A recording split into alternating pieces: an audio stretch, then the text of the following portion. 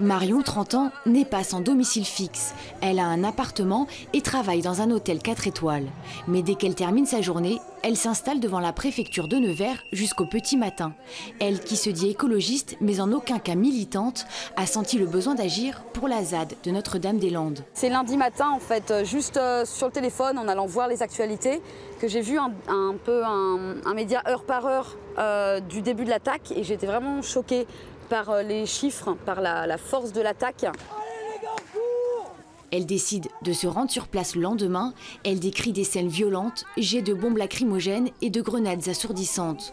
De retour à Nevers, sous le choc, elle veut expliquer pourquoi les zadistes ne partent pas alors que le projet d'aéroport a été annulé. Même s'ils sont illégaux, même s'ils doivent partir, faire un dialogue de 2 mois après une lutte qui a quand même duré 50 ans, le projet d'aéroport avait commencé il y a 50 ans, ça fait un peu court, et au bout de 2 mois de discussion seulement, envoyer une telle force.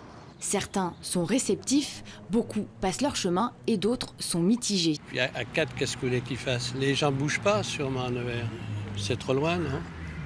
J'ai 23 ans, donc j'ai pas le temps de dire des trucs comme ça, je m'intéresse à autre chose. Donc, je pense plus à trouver du boulot qu'à regarder des trucs comme ça, quoi.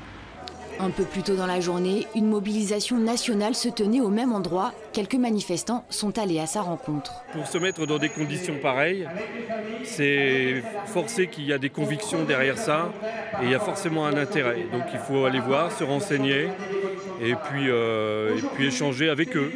Tous étaient là aujourd'hui pour montrer leur désaccord avec le gouvernement. Marion, elle, restera tant qu'elle pourra.